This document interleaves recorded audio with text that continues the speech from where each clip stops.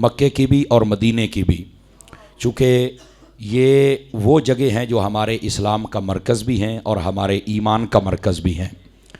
اور مکہ شریف میں چلے جائیں تو ایک نیکی 1,00,000 کے برابر ہے، اور مدینے میں چلا جائیں تو ایک نیکی 50,000 کے برابر ہے۔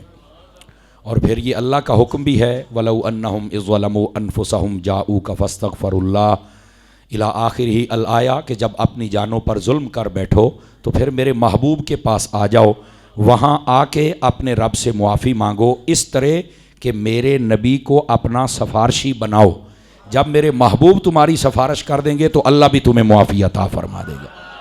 تو یعنی یہ مدینہ شریف میں خود اللہ تاکید کے ساتھ بھیج رہا ہے، تو تم وہاں آؤ گے تو اللہ تعالیٰ تمہارے گناہوں کی تمہیں معافی عطا فرما دے گا۔ اور پھر یہ ایک ایسی سعادت ہوتی ہے جس کے لیے ہر مسلمان کا دل تڑپتا ہے اور دھڑکتا ہے، امیر ہو یا غریب ہو۔ لیکن یہ بھی ایک حقیقت ہے کہ وہاں نہ تو پیسے والا بندہ جاتا ہے اور نہ ہی کوئی غریب ہو کے رہ جاتا ہے، یہ جس کے نصیبوں میں ہوتا ہے وہ جاتا ہی جاتا ہے۔ بلکہ حضرت ابراہیم علی نبینا وعلیہ الصلاۃ والسلام جب آپ نے اللہ کے گھر کو، خانہ کعبہ کو تیار کیا تو اللہ رب العزت نے فرمایا کہ اے ابراہیم میرے بندوں کو بلاؤ ذرا اس گھر کے اندر، وَأَذِّن فِي النَّاسِ بِالْحَجِّ، تو فرمایا حج کے لیے لوگوں کو بلاؤ کہ وہ یہاں آئیں اور اس کا حج کریں۔ حج ویسے بھی ارادے اور قصد کو کہتے ہیں کہ بندہ نیتاً اس گھر کے اندر خاص عبادات کرنے کے لیے جائے تو یہ حج کہلاتا ہے۔ وہ خاص دن ہوتے ہیں، خاص اعمال ہوتے ہیں اور خاص نیت ہوتی ہے، اگر وہ بندہ چل کے ادا کرے تو بندے کا حج کہلاتا ہے۔ اور سارے حج کا جو پس منظر ہے اور اگر اس کا دائرہ ہے اور اس کی حقیقت ہے وہ یہ ہے کہ اللہ کے پیاروں کی اداؤں کو ادا کرتے جاؤ، تمہارا حج ہو جائے گا۔ تو حضرت ابراہیم علی نبینا علیہ السلام نے عرض کی اے میرے پاک پروردگار، میں یہاں پر لوگوں کو تو بلا لوں، تیرا حکم ہے، آواز لگاتا ہوں، یہاں پر تو میرے پاس کوئی ایسا آلہ نہیں ہے کہ جس کے ساتھ میں آواز دور تک پہنچاؤں، تو قریب بستی بھی نہیں ہے، تو میرے بلانے کا کیا یہاں پر فائدہ بظاہر ہو سکتا ہے کہ میں بلاؤں اور لوگ آ جائیں۔ تو اللہ تعالیٰ نے اس وقت فرمایا تھا کہ اے ابراہیم، آواز لگانا تمہارا کام ہے کہ اس گھر کی طرف آؤ اور اس کا حج کرو۔ فرمایا جو لوگ اپنے باپ کی پشت میں ہیں یا عالم ارواح میں ہیں یا ماں کے پیٹ میں ہیں یا پیدا ہو چکے ہیں، زندہ جتنے بھی، فرمایا ان سب تک تیری آواز ہم پہنچائیں گے، اور جو جتنی مرتبہ لبیک کہے گا ہم اس کو اتنی مرتبہ اپنے گھر آنے کی توفیق عطا فرما دیں گے۔ تو جو واقعہ ہمیں یاد ہے یا نہیں یہ ایک الگ مسئلہ ہے، بہرحال جو جاتے ہیں انہوں نے کہا ضرور ہے۔ اور پھر یہ خوش نصیبی ہوتی ہے کہ بندہ بار بار جائے، اس کا مطلب یہ کہ ہماری جو بار بار جاتے ہیں ان کی روحوں نے بار بار کہا ہوگا لبیک لبیک، اور یہ بڑے بڑے خوش نصیب بندے ہیں جنہوں نے حج کی۔ حضرت امام اعظم ابو حنیفہ رضی اللہ تعالیٰ عنہ، آپ نے اپنی ساری زندگی میں جب سے بالغ ہوئے اس کے بعد آپ کے بارے میں ایک اعتراض گھومتا ہے کہ آپ کے جو امام اعظم ابو حنیفہ ہیں، یہ جو اماموں کو نہیں نہ مانتے، وہ جاہل بس اوقات اعتراض کرتے ہیں اے تواڈے امام نے کدی وڈی عید پڑھی کوئی نہیں۔ تو میں نے کہا وہ ہر عید پر تو حج پہ جاتے تھے، تو حج عید پڑھتے ہی نہیں ہے، تو آپ جب سے بالغ ہوئے اس کے بعد آپ حج کرتے تھے۔ یہ ہمارے قریب شہر ہے ساہیوال، اس کے اندر بابا جی قبلہ پیر منظور احمد شاہ صاحب رحمۃ اللہ علیہ، انہوں نے اپنی زندگی میں تقریباً 75 کے قریب حج کیے ہیں اور عمروں کی تعداد ہی کوئی نہیں۔ تو پتہ نہیں اس بابے نے کتنی مرتبہ لبیک کہا ہوگا اور کس شوق سے کہا ہوگا۔ اب ان کے بیٹے ہیں ڈاکٹر صاحب، تو وہ بھی ماشاءاللہ تقریباً ہر سال جاتے ہیں۔ تو یہ خوش نصیبیاں ہوتی ہیں اللہ تعالیٰ جس کے مقدر میں فرما دے۔ تو دعا کریں کہ ہم جتنے ہیں ہم سب نے لبیک کہا ہو اور ہماری بار بار کی حاضری ہو جائے، ٹھیک ہے۔ اللہ تعالیٰ، میں نے یہی دعا کی ہے کہ اللہ کسی بھی مسلمان کو اس گھر کی زیارت سے محروم نہ فرمائے، اپنے محبوب کے دربار اقدس میں با ادب حاضری نصیب فرمائے۔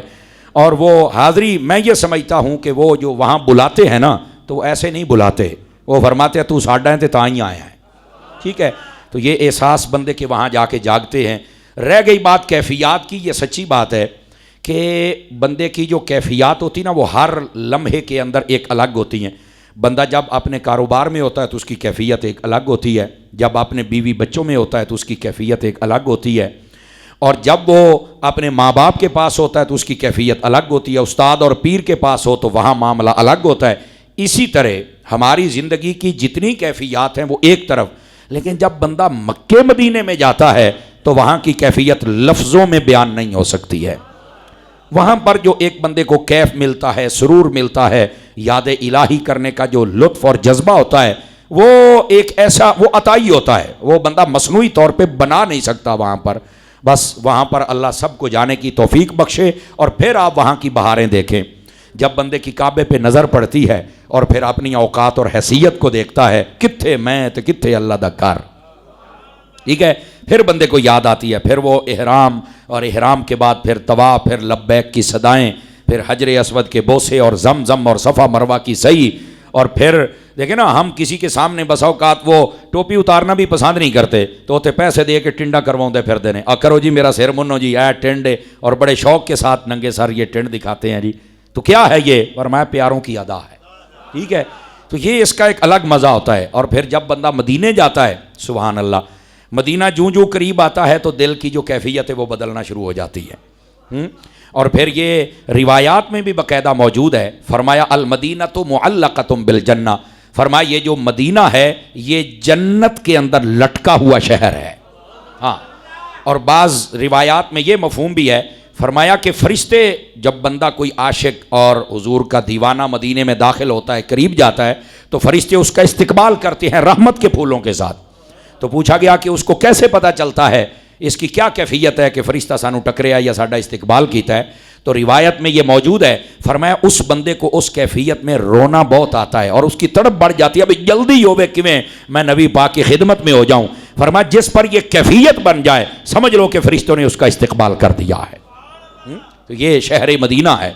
اور نبی پاک صلی اللہ علیہ وسلم آپ نے فرمایا تھا، یا اللہ مکے کی محبت تو ہے پر مدینے کی محبت دگنی ہمارے دلوں میں فرما دے، ٹھیک ہے۔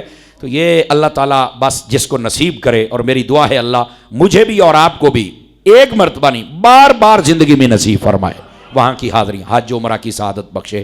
بہرحال بہت خوبصورت سفر تھا اور ہر وار بڑا سونا، اللہ تعالیٰ ہم سب کو نصیب فرمائے۔ اللہ رب العزت نے ارشاد فرمایا، یا ایھا الذین آمنوا اذا نودی للصلاۃ من یوم الجمعہ، فرمایا اے ایمان والو جب تمہیں پکارا جائے نماز کے لیے جمعے والے دن، یعنی جب اذان دی جائے جمعے کی تو تم کیا کرو، فاسعوا الی ذکر اللہ، فرمایا اس وقت تمہیں اللہ کے ذکر کی طرف کوشش کرنی چاہیے۔ اور اس کے بعد فرمایا وذروا البیع، اور فرمایا اپنی خرید و فروخت کو چھوڑ دینا چاہیے جب تمہارے پاس تمہارے کانوں تک اذان کی آواز جمعے کی آ جائے۔ اس کے بعد ذالکم خیر لکم ان کنتم تعلمون، فرمایا یہ تمہارے لیے بہت بہترین چیز ہے کہ تم اپنے کاروبار اور مصروفیات کو چھوڑ کر اذان سنتے ہی جمعے کی تیاری میں مصروف ہو جاؤ، یہ تمہارے لیے بہت بہترین چیز ہے۔ یہ اللہ رب العزت نے سورہ جمعہ کے دوسرے رکوع کی پہلی آیت میں ارشاد فرمایا۔ یہاں پر یہ بات سمجھ لیجئے کہ یہ جو جمعہ ہے، یہ اس کا نام جمعہ کیسے ہوا اور کس نے کہاں شروع کیا، یہ ذرا ہسٹری سنیے، یہ آپ کو بڑی فائدہ دے گی۔ عرب کے اندر اس جمعے کو عروبہ کہا جاتا تھا، اس جمعے کا نام جمعہ نہیں تھا، عروبہ کہا جاتا تھا اس کو۔ نبی پاک علیہ السلام نے صحابہ کرام علیہم رضوان کو ہجرت کرنے سے پہلے مدینہ شریف میں بھیج دیا تھا، چونکہ نبی پاک جب بھی لوگ آتے تھے نا مکہ میں تو آپ ان کو تبلیغ فرمایا کرتے تھے۔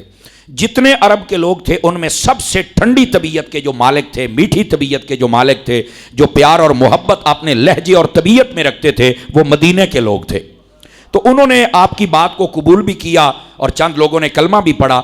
ان کی رہنمائی اور رشد و ہدایت کے لیے نبی پاک علیہ السلام نے صحابہ کرام کو بھیجا، جن میں سر فہرست نام حضرت مصعب بن عمیر رضی اللہ تعالیٰ عنہ و دیگر صحابہ کرام کا آتا ہے۔ تو یہ مدینہ میں آ گئے، انہوں نے نبی پاک علیہ السلام کے فضائل کمالات، آپ کا جو دین تھا وہ سکھانا شروع کر دیا۔ اب آہستہ آہستہ وہ چونکہ انہوں نے پڑھا ہوا تھا پہلی کتابوں کے اندر بھی کہ ایک نبی نے آنا ہے، وہ جب نشانیاں دیکھتے یہودی اڑ جاتے تھے، سڑ جاتے تھے، حسد میں جل جاتے تھے، اور جو مدینے کے لوگ تھے وہ نبی کی باتیں سن کے کلمہ پڑھ لیا کرتے تھے۔ روز بروز ان کی تعداد بڑھ رہی تھی۔ ایک صحابی ہیں جن کا نام تھا حضرت اسعد بن زرارہ رضی اللہ تعالی عنہ۔ انہوں نے ایک دن مسلمانوں کو جمع کیا، نبی پاک ابھی مکہ میں تھے، آپ ہجرت کر کے ابھی مدینہ میں نہیں آئے تھے، ابھی آپ مکہ میں تھے۔ انہوں نے کہا کہ یار یہودیوں کا دن ہے ہفتے کا، یوم السبت، وہ ہفتے والے دن میں اکٹھے ہوتے ہیں اور اپنی عبادات کرتے ہیں. اور جو عیسائی ہیں ان کا دن ہے اتوار، اور یہ اتوار والے دن جب اکٹھے ہوتے ہیں تو یہ اپنے معاملات جو مذہبی رسومات ہوتی ہیں یہ ان کو ادا کرتے ہیں. تو ہم مسلمانوں کو بھی ایک دن کا انتخاب کرنا چاہیے. تو انہوں نے کہا پھر کیا ہونا چاہیے؟ مسلمانوں کا آپس میں مشورہ ہوا تو انہوں نے کہا کہ ہمیں پھر عروبہ کا جو دن ہے اس دن میں اکٹھا ہونا چاہیے. انہوں نے کہا ٹھیک ہو گیا جی. یہ عروبہ کے دن کو سب سے پہلے جمعہ، پتہ کس نے کہا تھا؟ لوئی نامی ایک شخص تھا، اس نے آ کر سب سے پہلے اس کا نام جمعہ رکھا تھا. اچھا تفسیر روح البیان میں لکھا ہے اس نے اس کا نام جمعہ کیوں رکھا تھا؟ حضرت اسد بن زرارہ کے اکٹھا کرنے سے پہلے یہ لوگ ویسے ہی جمعے والے دن اکٹھے ہوتے تھے اور اس دن نبی پاک علیہ السلام کی منقبتیں، قصیدے اور آقا کریم علیہ السلام کی تعریف و توصیف لوگوں کے سامنے بیان کی جاتی تھی. سمجھ آ رہی ہے؟ یہ تفسیر روح البیان میں لکھا ہوا ہے کہ نبی یہ جمعہ پڑھنے سے پہلے، جمعے والے دن اکٹھا ہونے سے پہلے یہ مدینے کے سارے لوگ اکٹھے ہو کر نا انہوں نے ایک دن طے کیا ہوا تھا، ہر 8ویں دن یہ محفل کرتے تھے اور یہ جمعے کا دن تھا. بعد میں اس کا نام جمعہ پڑا ہے، پہلے عروبہ کہتے تھے اس کو. اور اس دن صرف نبی پاک کے قصیدے اور شانے اور ترانے پڑھے جاتے تھے اور لوگ بڑے محظوظ ہو. ہر 8ویں دن یہ ان کی محفل ہوتی تھی. یہ مطلب 8ویں دن محفل ہو جاوے تو مسئلہ تو کوئی نہیں نا. یہ تفسیر روح البیان میں لکھا ہو، پڑھنا چاہے تو کھول کے پڑھ سکتا ہے. اچھا اس کا نام پھر جمعہ کس نے رکھا؟ یہی جو لوئی تھا اس نے پھر اس کا نام کعب بن لوئی اس کو کہتے ہیں، اس نے پھر اس کا نام جمعہ رکھا. جمعہ جمع ہونے کو کہتے ہیں. اس نے کہا جی یہ ہمارے جمع ہونے اور محفل کرنے کا دن ہے تو لہٰذا اس دن کو جمع ہوا جائے. اب اس کو جمع کہا گیا، پہلے عروبہ تھا پھر جمعہ بن گیا. اور اس دن حضرت اسد بن زرارہ اور دیگر صحابہ کرام اکٹھے ہوئے، مشورہ ہوا کہ ہمیں بھی عبادت کرنی چاہیے. اب ہوا کیا؟ حدیث میں ہے اور اس آیت کی تفسیر میں کسی مفسر نے اس کا انکار نہیں کیا، سب نے لکھا ہے حضرت اسد بن زرارہ نے جب سب کو جمع کیا نا تو پہلے تو لوگ قریب کیا، اس دن آپ نے بڑا اہتمام کیا بھی سارے اکٹھے ہو، وہ آج آپ اپنی بھی عبادت کریں. اب سارے اکٹھے ہوئے تو عبادت کیا کریں؟ ان کا بھی کوئی عبادت بھی تو ہونی چاہیے نا. تو انہوں نے کہا باقی ذکر فکر تو ہوتا ہی رہتا ہے، سارے اکٹھے ہو گئے، اکٹھے ہو کر ذرا بعد جماعت نماز نہ پڑھ لیں. حضرت اسد بن زرارہ نے جماعت کروائی، آپ امام بنے اور باقی سارے آپ کے پیچھے کھڑے ہوئے. آپ نے دوگانہ بڑھایا. لو جی یہ حضور کے دیوانوں کا دوگانہ ایسا پسند آیا کہ اسی کو جمعہ بنا دیا گیا. یہ ہے جمعے کی ہسٹری اور یہ اس طرح جمعہ اور اس کی جماعت یہ معرض وجود میں آئی. اور یہاں تفسیر روح البیان میں ایک اور بات بھی لکھی ہوئی ہے نا، جب یہ دوگانہ ہوا نا حضرت اسد بن زرارہ نے سب کو بلایا تو حضرت اسد بن زرارہ سکا کام نہیں کیتا. آپ نے اس دن ایک بکری خریدی، اس بکری کا لنگر پکوایا اور جمعہ جب پڑھ لیا سب نے، یعنی دوگانہ یہ تو مشورے سے پڑھا نا، تو اس کے بعد فرمایا بھی اینج نہیں جانا، یہ مسلمان اکٹھے ہوئے ایسا پیارا پروگرام ہوا، ہم نے رب کی عبادت کی ہے، ایسے نہیں جانا ہوں لنگر کھا کے جاؤ. تو یہی محفل ہوتی ہے، یہی لنگر ہوتا ہے. لوگوں کو پھر تکلیف ہوتی رہتی ہے، اے جی تسی محفلاں کر دے ہوتے لنگر واسطے کر تو اڈے مقدرہ چ نہیں بد نصیبوں تے میں کی کراں، عاشقوں کے نصیبوں میں ہے تو کرتے رہتے ہیں. اے دیکھ لو دیکھ لو صحابہ کرام جمع ہوتے تھے، نبی پاک کی نعتیں قصیدے منقبتیں پڑھتے تھے اور اسی دن کو جمعہ بنا دیا گیا اور وہی دن تھا جس میں لنگر تقسیم ہوتا تھا. بلکہ روح البیان میں اگلی بات بھی لکھی ہے، فرماتے ہیں کہ اس کے بعد پھر طریقہ یہ تھا جہاں بھی جمعہ شروع ہوتا ساتھ میں لنگر کا اہتمام ضرور ہوتا تھا. ہاں یہ روح البیان میں لکھا ہوا ہے. لیکن ہمارے کئی دوست ابھی بھی ہیں، اب دوستوں ان کو نہیں کہنا چاہیے، میں لفظ واپس لیتا ہوں اپنا، کئی لوگ ایسے ہیں پتہ نہیں کیا دماغ ہے ان کا، کیا گراری فٹ ہوئی ہے، لنگر سے بڑی چھیڑ ہوتی ہے. اللہ سمجھے تواڈے مقدرہ چ نہیں میں کی کر لواں جناب. سنیو دب کے کھایا کرو، ٹینشن نہیں لینی، محفلوں میں جایا کرو، کوئی پریشانی والی بات نہیں. انشاءاللہ جو حضور کی محفل نہیں مناتا، لنگر نہیں کھاتا، یقین کرو سڑیا وڑیا بجھیا بالکل ہر وقت ٹینشن میں رہتا ہے. میں نے کہا جو تیرے در سے یار پھرتے ہیں در بدر یوں ہی خار پھرتے ہیں، تو ہم تیرے ٹکڑوں سے پلے غیر کی ٹھوکر پہ نہ ڈال، جھڑکیاں کھائیں کہاں چھوڑ کے صدقہ تیرا. ہم حضور ہم کہاں جا، ہم نے تو آپ کے ٹکڑے کھانے ہیں نا. تو اللہ عطا کرتا ہے، اللہ اللہ تے خیر صلی اللہ. لو جی یہ تھی جمعے کی ہسٹری اور اس طرح جمعہ معرض وجود میں آیا. پھر آقا کریم علیہ السلام نے جب جلوہ گری فرمائی، 12 ربیع الاول سوار کا دن تھا جب حضور اکرم علیہ الصلاۃ والسلام آپ مدینہ شہر میں قباء مسجد جہاں آج تشریف فرما ہے، یہ آپ یہاں پر آئے اور یہاں پر آپ تقریباً 3 دن تک آپ نے قیام فرمایا. اسلام کی پہلی مسجد کی بنیاد رکھی گئی، اس میں نبی پاک نے نمازیں پڑھائیں اور پھر یہاں سے نبی پاک جب چلے تو قبیلہ بنو سلیم اس کے جب قریب پہنچے تو جمعے کے وقت ہو گیا تو نبی پاک نے وہاں پر نماز جمعہ پڑھائی. آج بھی وہاں پر مسجد موجود ہے جس کا نام مسجد جمعہ ہے. یہ قبا شریف سے واپس آئے نا مدینہ کی جانب تو راستے میں آتی ہے اور قبا سے بالکل قریب ہے, زیادہ دور نہیں ہے. نبی پاک علیہ السلام نے وہاں پر جمعہ کی نماز پڑھائی تھی. یہ ہے جمعہ. اب آئیے ذرا ایک بات اور آپ کی خدمت میں عرض کروں. یہ جو نماز جمعہ ہے اس کے بھی بڑی فضائل ہیں اور جو یوم جمعہ ہے اس کے بھی بڑے فضائل ہیں. نبی پاک صلی اللہ علیہ وسلم نے ارشاد فرمایا ان الجمعۃ سید الایام. فرمایا یہ جو جمعہ ہے اس کو باقی تمام دنوں کا سردار بنا دیا گیا ہے. یہ حدیث شریف اور صحاح میں موجود ہے اور ایک نہیں تقریباً ہر کتاب میں یہ موجود ہے. دوسری روایت فرمایا ان الجمعۃ سید الایام جعلہ اللہ للمسلمین عیدا.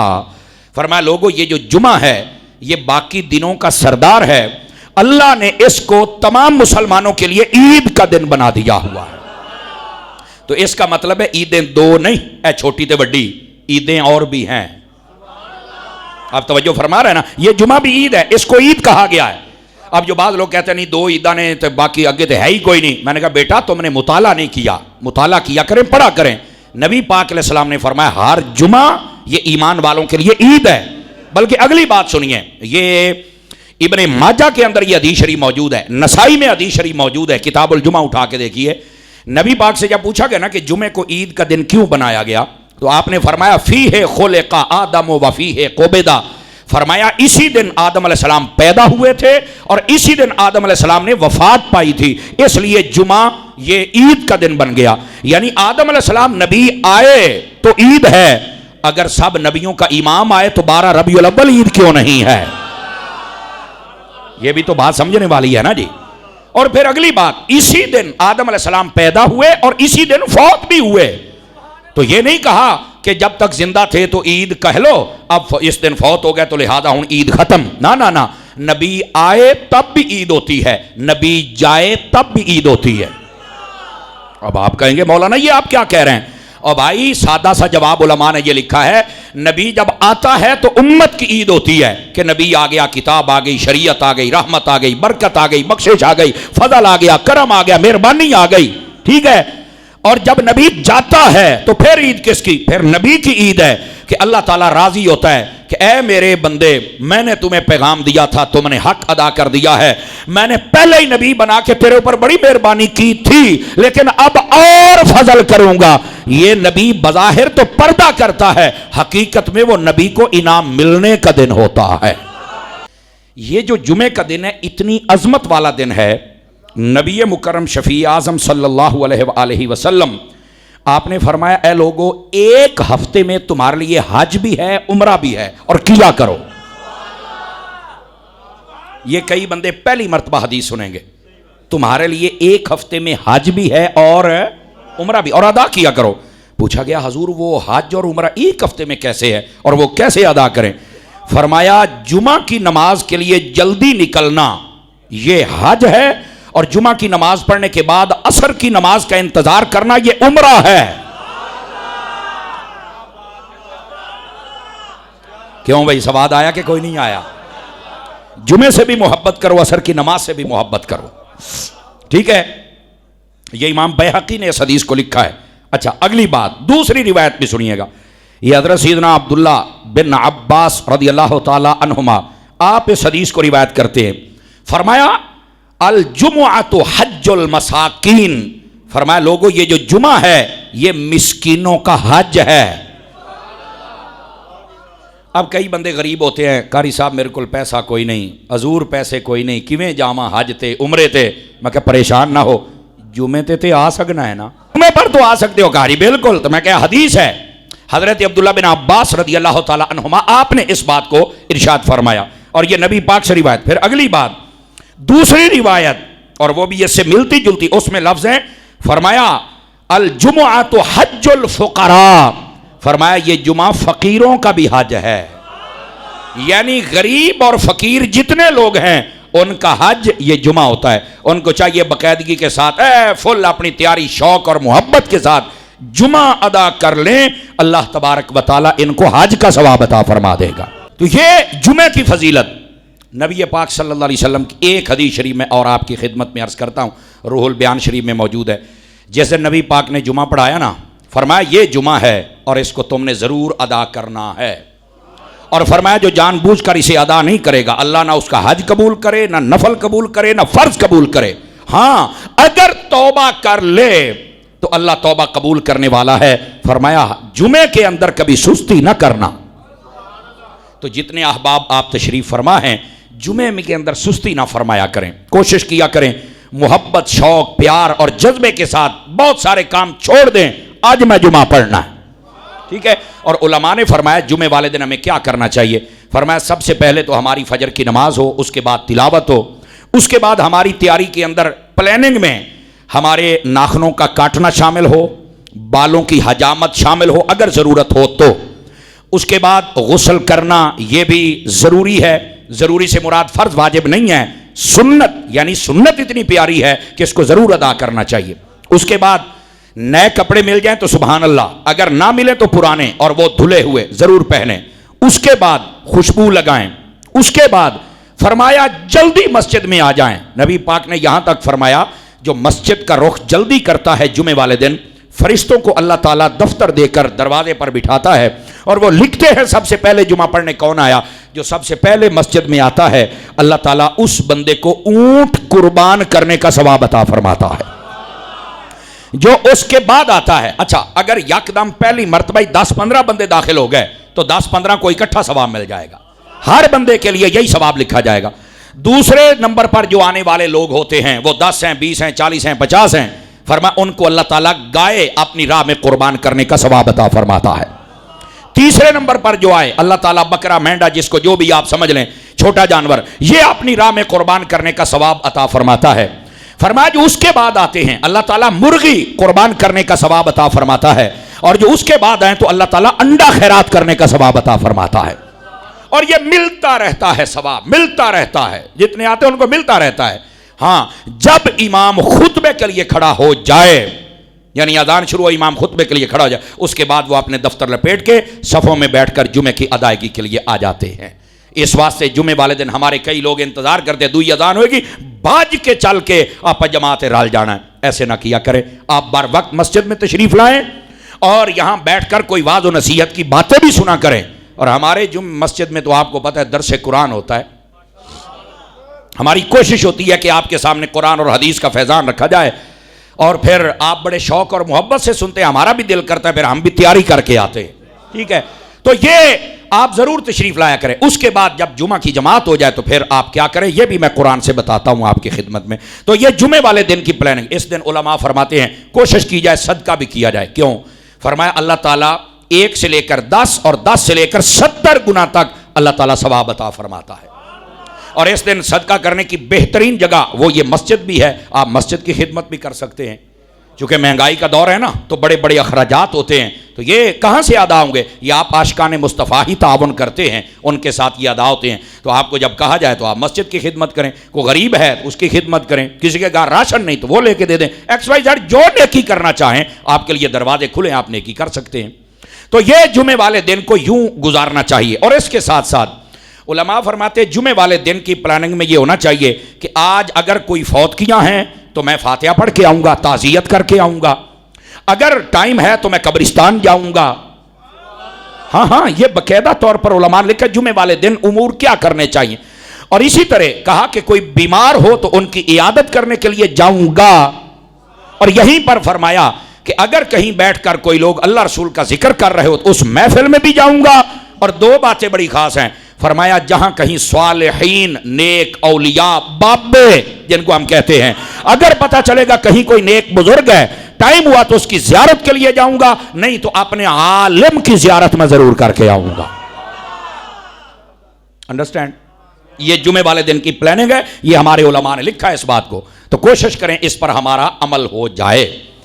اللہ رب العزت فرماتا ہے جب جمعے کی اذان دی جائے جمعے والے دن تو فرمایا پھر تم اللہ کے ذکر کی طرف آ جاؤ. ٹھیک ہے، یہ پہلے جمعہ کیسے شروع ہوا، پھر اس کی ترتیب میں نے بتائی، اور اس کے بعد جمعہ کے فضائل بتائے، دن کے بتائے، اور جمعہ والے دن کرنا کیا یہ بتائے. اب آئیے اگلی بات آپ کی خدمت میں عرض کروں.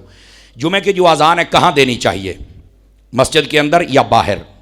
یہ ایک بہت بڑا سوال، اور یہ اعلیٰ حضرت صاحب رحمۃ اللہ تعالی علیہ آپ کے زمانے کے اندر نا یہ اختلاف بڑا شدت پکڑ گیا تھا۔ اعلیٰ حضرت صاحب رحمۃ اللہ تعالی علیہ امام احمد رضا خان فاضل بریلوی رحمۃ اللہ علیہ آپ نے یہ کہا تھا کہ قرآن اور حدیث کے دلائل یہ بتاتے ہیں کہ جمعے کی جو اذان ہوتی ہے امام جب ممبر پہ بیٹھ جائے تو اس کے سامنے جو مسجد کا دروازہ ہوتا ہے اس پر دی جائے۔ حدیث میں بھی یہی علی باب المسجد یہ اس کے لفظ موجود ہیں۔ بعض یہاں کھڑے ہو کے دیتے ہیں اذان ہو جائے گی جمعہ بھی ہو جائے گا لیکن خلاف سنت ہے، باہر دی جائے، وہ جہاں جوتے والی جگہ ہے وہاں جگہ مختص وہاں دے سکتے، دروازے میں دے سکتے ہیں آپ۔ اعلیٰ حضرت صاحب رحمۃ اللہ تعالیٰ کے خلاف چند ایک بندے ایسے تھے جنہوں نے اس مسئلے کو اچھالا اور انہوں نے نا کیس دائر کر دیا۔ گل بڑی سنن والی جی، کیس ہو گیا کہ یہ جو مولوی احمد رضا ہے نا یہ کہتا ہے کہ اذان باہر ہونی چاہیے، اذان تے حالانکہ مسجد کے اندر ہونی چاہیے۔ حالانکہ لاجک یہ ہے آج کل سپیکر آ گئے ان کے ذریعے آواز دور پہنچ جاتی ہے، ورنہ یہ ہوتا تھا کہ مسجد کے ساتھ ایک مینارہ اونچی جگہ بنائی جاتی تھی، یہ مینار ہوتے ہیں نا یہ اس کے لیے ہوتے تھے، ایک تو پتہ چلتا مسجد ہے، دوسرا اس کے اوپر چڑھ کر اذان دیتے تاکہ پورے محلے میں آواز چلی جائے۔ اچھا وہ انداز چل رہا تھا اور پھر جمعے کے لیے نبی پاک کی حدیث بھی تھی۔ اعلیٰ حضرت نے یہ بتایا جب پتہ چلا کہ لوگ مسجد کے اندر اذان دینے فرمایا نہیں باہر دیا کرو، عدالت میں کیس دائر کر دیا، اعلیٰ حضرت صاحب کی پیشی آ گئی۔ اعلیٰ حضرت صاحب کو جب پتہ چلا اچھا اے ہن اذان ثانی جمعے کی جو دی جاتی ہے حقیقت میں یہی پہلی ہوتی ہے، تو اس کے لیے مجھے کہتے اندر ہے یا باہر ہے؟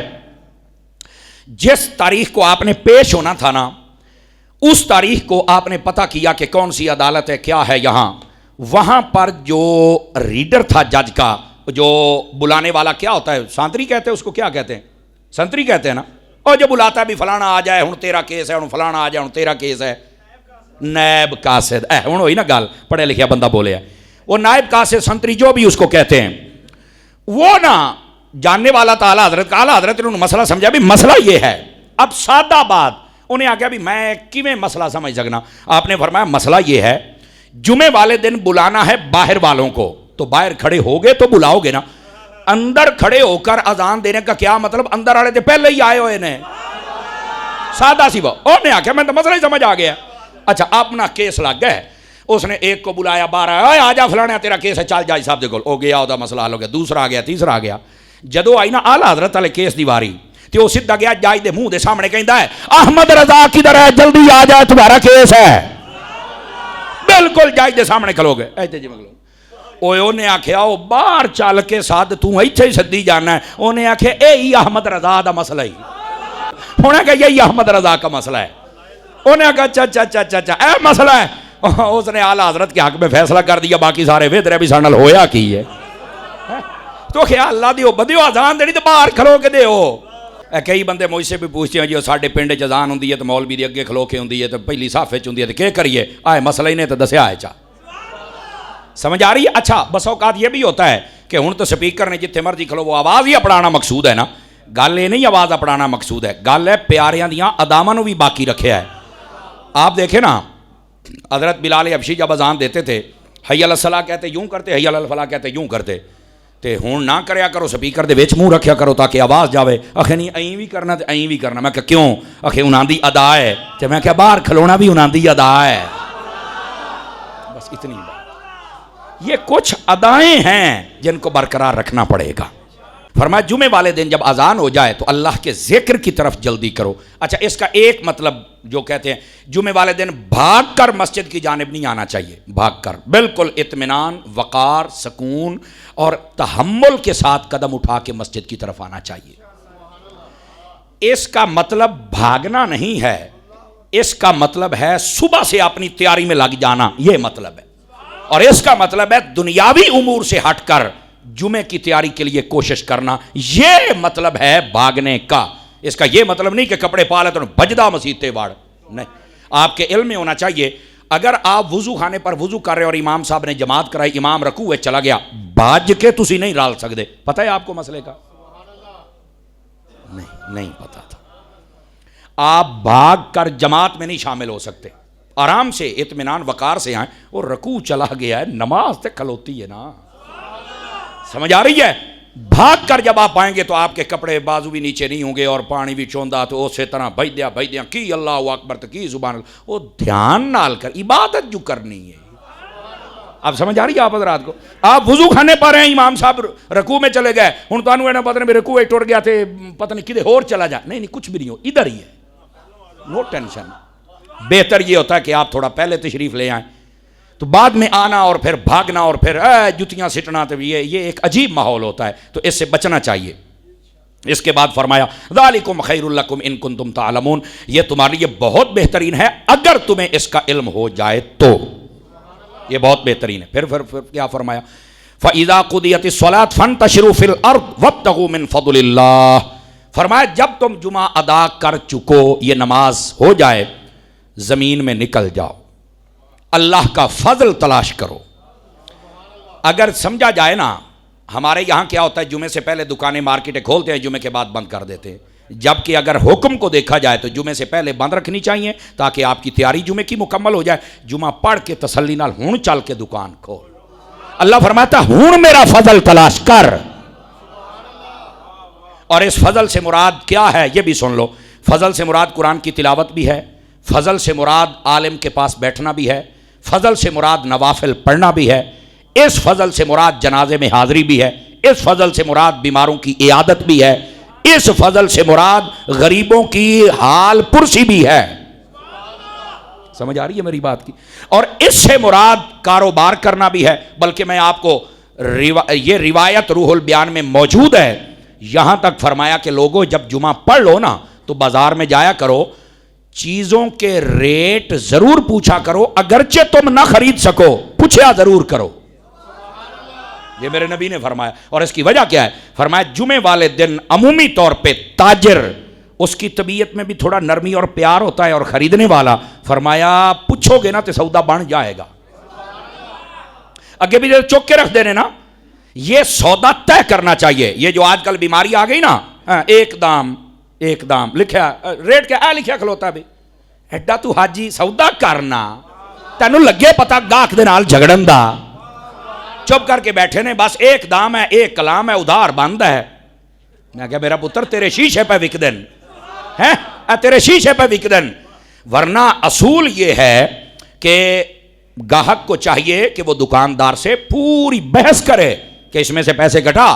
ہمارے کئی بزرگوں کے بارے میں، یہ امام حسین رضی اللہ تعالی عنہ، آپ کے بارے میں یہ بہت سارے علماء سے میں نے خود سنا ہے اس بات کو، وہ فرماتے کہ حضرت امام حسین پاک تشریف فرماتے، آپ نے نا ایک سودا خریدا تو آپ نے بڑی اس کے ساتھ اچھی خاصی بحث فرمائی اور پھر چل کے سودا طے کیا، آپ نے پیسے چھڑوائے تو پھر آپ نے سامان خریدیا۔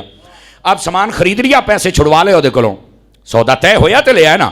ادھر سے فقیر آیا، انہیں منگے، آپ نے جیب ہاتھ پائے، جتنے تے سارے اسے دے دیے۔ دکاندار کہندا ہے سرکار میرے نال اینے زیادہ بحث فرمائی ہے تو بالکل پیسے چھڑائے نے تو اے دے نال تسی جناب علی کوئی نہیں تو سارے دے دیتا ہے۔ فرمایا ہے تیرے نال سودا سی، یہ اللہ نال سودا ہوندا پیا ہے، یہ بحث تیرے نال ہے، اللہ نال نہیں ہے۔ تو یہ جو ایک دام بیٹھ جاتے کاٹنا چھاڑنا پا کے گلے دے اتے جناب لے جاؤ تو پیسے دے جاؤ تے اللہ اللہ خیر صلی اللہ، میں کہتا تینوں ہر تھان کھولنا پوے، تینوں سودا کرنا پوے، تینوں گاہک نہ جھگڑنا پوے، تینوں تاجر بنن دا سواد آ جاوے پتر۔ ہاں تو یہ اسلام کے اندر اس کی اجازت نہیں ہے، میں آپ کو بتاؤں۔ اب آگے چلیے، اللہ رب العزت کیا ارشاد فرماتا ہے؟ فرماتا ہے وَاذْكُرُوا اللَّهَ كَثِيرًا لَعَلَّكُمْ تُفْلِحُونَ، فرمایا پھر اللہ کا ذکر بھی کیا کرو، جمعے والے دن اللہ کا ذکر کثرت کے ساتھ کیا کرو، اور اس لیے کہ تاکہ تم فلاح پا جاؤ۔ وَإِذَا رَأَوْا تِجَارَةً أَوْ لَهْوًا انفَضُّوا إِلَيْهَا وَتَرَكُوكَ قَائِمًا، فرمایا اور جب انہوں نے دیکھا تجارت کے قافلے کو یا پھر لہو والی چیز کو تو پھر وہ اس کی طرف چل پڑے حالانکہ آپ کھڑے رہے۔ قُلْ مَا عِنْدَ اللَّهِ خَيْرٌ مِّنَ اللَّهْوِ وَمِنَ التِّجَارَةِ، ان کو بتا دیجئے کہ اللہ کے پاس جو ثواب ہے وہ ہر قسم کی کھیل کود اور تجارت سے زیادہ ہے۔ وَاللَّهُ خَيْرُ الرَّازِقِينَ، اور اللہ بہترین رزق دینے والا ہے۔ وجہ یہ بنی، نبی پاک علیہ السلام جب مدینہ شریف میں آئے نا تو ابھی ابتدائی ایام چل رہے تھے، تو رحمت عالم صلی اللہ علیہ وسلم آپ نا جمعہ پڑھا رہے تھے۔ یہ بڑی سننے والی بات ہے، نبی پاک نے جب جمعہ پڑھایا نا تو اس وقت مدینے کے اندر تھوڑا قحط تھا، رزق کی بڑی کمی تھی، زیتون بھی نہیں ملتا تھا، گندم بھی نہیں ملتی تھی، اور باقی اشیاء خورد و نوش وہ بھی نہیں ملتے تھے۔ ایک شخص ہے جس کا نام داہیہ بن خلیفہ، یہ اس کے اسلام لانے سے پہلے کی بات ہے، بعد انہوں نے کلمہ پڑھ لیا تھا۔ یہ ملک شام سے ایک بہت بڑا تجارتی قافلہ لے کے جس کے اندر سب چیزیں تھی۔ اس وقت کا رواج یہ تھا جب کوئی قافلہ آتا تو لوگ ڈھول بجایا کرتے تھے تاکہ پتہ چل جائے قافلہ آ گیا ہے۔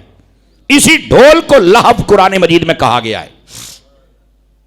نبی پاک علیہ السلام جمعہ پڑھا کے خطبہ دے رہے تھے تو آقا کریم علیہ السلام نے جب خطبہ ارشاد فرمایا، صحابہ کرام علیہم رضوان ان میں سے بعض لوگ، وہ یہ سن لیں، میں بڑی احتیاط سے بات کر رہا ہوں، جنہوں نے نیا نیا کلمہ پڑھا تھا وہ اٹھے، انہوں نے جب سنا تو وہ اس قافلے کی طرف چل پڑے۔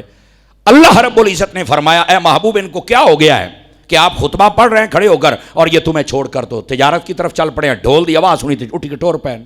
یہ مسئلہ بیان ہو رہا ہے۔ اب یہ مسئلہ لے کر جو صحابہ کرام کے دشمن رافضی لوگ ہیں وہ صحابہ پر کرتے اعتراض، اے دیکھو جی تسی کہندے ہو صحابہ بڑیاں شان والے، تو صحابہ بڑیاں شان والے، صحابہ کرام تو نبی پاک کو چھوڑ کر چلے گئے تھے۔ تو میں نے کہا ایک آیت تم نے پڑھی ہے، اس کا مفہوم بھی بتاتا ہوں۔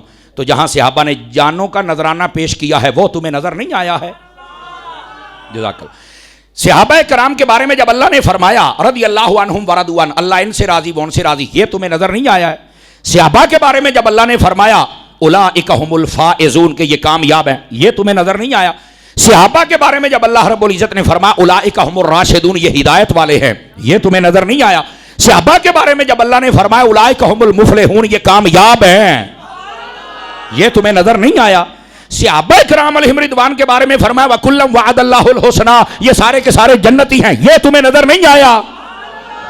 بھائی صحابہ کرام کے بارے میں اللہ رب العزت نے یہاں تک وَالْعَادِيَاتِ ضَبْحًا فَالْمُورِيَاتِ قَدْحًا فَالْمُغِيرَاتِ صُبْحًا، نبی پاک کے صحابی جب جنگ پہ جاتے تھے جس گھوڑے پر بیٹھتے تھے، گھوڑا جب دوڑتا تھا اس کے سینے سے جب آواز آتی تھی یا منہ سے رال ٹپکتی تھی یا اس کے سم کھر جب پتھر پہ لگتے تھے اور بیچ میں چنگاریاں نکلتی تھی، رب تو ان کی بھی قسمیں اٹھاتا ہے۔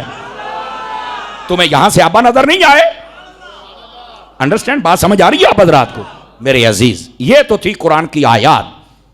اللہ رب العزت نے فرمایا اولئک کتب فی قلوبہم الایمان ان کے دلوں میں ہم نے ایمان کو فٹ کر دیا ہے، یہ تمہیں نظر نہیں آیا؟ اللہ نے فرمایا وَأَلْزَمَهُمْ كَلِمَةَ التَّقْوَىٰ فرمایا محبوب تمہارے صحابہ کے دلوں میں تقویٰ لازم کر دیا گیا، یہ تمہیں نظر نہیں آیا؟ یہ بھی تو قرآن ہی ہے نا، یہ تقریباً 10 مقامات سے میں نے قرآن کی آیات پڑھی ہیں صحابہ کی شانیں، یہ تمہیں بڑا نظر آ گیا صحابہ کے دشمنوں؟ اب اس کا جواب سنو کیا ہے۔ جواب یہ ہے اس وقت جب یہ مسئلہ پیش آیا کہ وہ قافلہ آیا تجارتی اور چند ایک مسجد میں بیٹھے ہوئے صحابہ کرام اٹھ کر گئے، اس کا پہلا جواب یہ ہے اس وقت، یہ سن لیجئے، اس وقت جماعت پہلے ہوتی تھی خطبہ بعد میں ہوتا تھا۔ یہ غور سے سنیں، اس وقت جماعت پہلے اور خطبہ بعد میں ہوتا تھا۔ اس کے بعد یہ مسئلہ بتایا گیا کہ خطبہ پہلے بعد میں جماعت۔ تو صحابہ کرام نے یہ سمجھا کہ جماعت ہو چکی ہے تو اب تو یہ نبی پاک واعظ و نصیحت کر رہے ہیں، یہ تو آپ ہمیں صبح شام کرتے ہیں تو چلو ہم ذرا تجارت مال لے ہی لیں، تو ان پر تو کوئی پکڑ بنتی ہی نہیں۔ پہلی بات تو ہے یہ کہ نماز تو ہو گئی تھی اور اس وقت یہ مسئلہ بھی نہیں تھا خطبے کے بارے میں، پہلا جواب۔ دوسرا جواب یہ ہے، توجہ ہے حضرات آپ کی کہ کوئی نہیں؟ دوسرا جواب یہ ہے کہ یہ جو صحابہ کرام گئے تھے نا، میں ذمہ داری سے بات عرض کر رہا ہوں، وہ جو 9 مسلم نئے کلمہ پڑھنے والے صحابہ کرام وہ اٹھ کے گئے تھے، ورنہ میں 40 کے قریب صحابہ کرام کا عدد کا لفظ آپ کو دکھاؤں گا، ٹھیک ہے؟ وہ صحابہ کرام سامنے بیٹھے رہے جن میں 4 یار بھی تھے، حضرت سعد بھی تھے، حضرت عمار بن یاسر بھی تھے، حضرت عبداللہ بن مسعود بھی تھے، حضرت جابر بن عبداللہ بھی تھے، حضرت طلحہ تھے، زبیر تھے، اور یہ 4 یار حضرت ابو بکر بھی تھے، عمر بھی تھے، عثمان بھی تھے، مولا علی بھی تھے۔ یہ سارے کے سارے بیٹھے، کوئی بھی نہیں اٹھ کے گیا۔ یہ جو نئے تھے نا جنہوں نے کلمہ پڑھا تھا وہ اٹھ کے گئے تھے۔ آج بھی دیکھ لیں ایسا ہی ہوتا ہے، نئے بندے ہوتے ہیں ان کو نہیں پتا ہوتا، وہ جلدی جلدی چلے جاتے ہیں۔ جڑے پرانے ہوندے نے ہم گھنٹہ بھی بیٹھے رہے تو یہ ہمیں مل کے جاتے ہیں، یہ ایک فطرتی بات ہے۔ تو وہ جو نئے تھے وہ گئے تھے، تم سارے صحابہ پر اعتراض کر رہے ہو۔ یہ دوسرا جواب ہے۔ اب تیسرا سنیے گا، تیسرا جواب صاحب روح البیان نے کمال کر دیا۔ فرمایا بات یہ ہے، نبی پاک جب گفتگو فرمایا کرتے تھے تو صحابہ کرام ادھر دیکھیں اتنے ادب سے بیٹھتے تھے، ایسے سر اوپر پرندہ بیٹھ کے اڑ جاتا اسے پتہ نہیں چلتا تھا، اتنا ادب کرتے تھے صحابہ کرام۔ تو آج کیسے اٹھ کے چلے گئے؟ فرمایا وجہ یہ تھی، یہ جو چاندک اٹھ کے گئے تھے نا صحابہ کرام، ان کو اللہ نے اٹھایا تھا. کیوں؟ فرمایا یہ اٹھ کے جائیں گے نا تو پھر ہم یہ مسئلہ محبوب کو بتائیں گے کہ پہلے جماعت ہوتی تھی بعد میں خطبہ، اب آپ خطبہ پہلے کر دو جماعت بعد میں کر دو. اگر صحابہ نہ جاتے تو یہ مسئلہ پیش ہی نہ آتا. تو یہ ان کا جانا یہ تو مسئلہ سیدھا ہو گیا، اور یہ ان کا جانا یہ تو رحمت کا باعث بن گیا. اور لوگ صحابہ کرام پر اعتراض کر رہے ہیں، تو صحابہ پر اعتراض کرنے کی ضرورت نہیں ہے. تو یہ تھا اس آیت کا پس منظر اور اس کا جواب جو میں نے عرض کیا. اور اسی آیت میں ڈھول کو لہو کہا گیا ہے. ڈھول بالکل پسند نہیں کیا گیا. جب ڈھول کو پسند نہیں کیا گیا تو بتائیے باقی جو موسیقی کے آلات ہیں ان کو کیسے پسند کیا جائے گا؟ بالکل کسی نے پسند نہیں کیا. اور یہیں پر یہ بات بھی سن لیجیے، اللہ فرماتا ہے واللہ خیر الرازقین. اللہ ہے جو بہترین رزق عطا فرمانے والا ہے. سب سے بہترین رزق اللہ عطا کرتا ہے. حضرت بہلول دانا رحمت اللہ تعالی علیہ، نام سنا ہوگا آپ نے. بغداد شریف میں آپ کا مزار ہے، سمجھ آ رہی ہے؟ میں ان کے مزار سے کئی مرتبہ ہو کے آیا ہوں الحمدللہ. حضرت بہلول دانا یہ مجذوب صوفی بزرگ تھے. ایک مرتبہ نا جو وقت کا بادشاہ تھا اسے پتہ چلا کہ یہ صوفی بندہ ہے اور کوئی کماتا کھاتا نہیں ہے، بس جو آ جاتا ہے کھا کے شکر ادا کرتا ہے. کہتا ہے روزانہ آیا کر، روزینہ لے کے جایا کر. روزینہ کہتے ہیں لنگر پانی، روزانہ کے لیے کچھ نہ کچھ. اس نے جب آپ کو کہا نا کہ روزانہ آ کے اپنا روزینہ لے جایا کر، اپنا حصہ، اپنی خیرات، اپنا لنگر، تو حضرت بہلول دانا نے کہا نہیں یار میں تیرے پاس نہیں آ سکتا. کہا کیوں؟ فرمایا یار جو مجھے میرا مالک رزق دیتا ہے نا اس میں اور تجھ میں بہت فرق ہے. اس نے کہا کیسے؟ اس نے کہا وہ ناراض بھی ہو جائے نا تو پھر بھی رزق دیتا ہے. ہائے ہائے ہائے ہائے. اور مجھے تیرا نہیں پتا کہ جس دن تو غصے ہو گیا تو میرے ساتھ کیا کرے گا، میں نہیں تیرے کو لاؤنا. اور دوسری بات نے کہا جو میرا مالک ہے نا اسے پتا ہے مجھے کتنا چاہیے، وہ دیتا ہے. تینوں تے اپنا نہیں پتا تو تو مجھے کیا دے گا؟ سمجھ آ رہی؟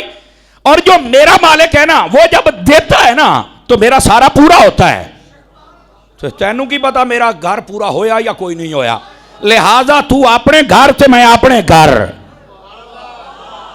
اور وہاں بعد میں آپ نے یہ آیت پڑھی واللہ خیر الرازقین، فرماؤ بہترین رزق دینے والا.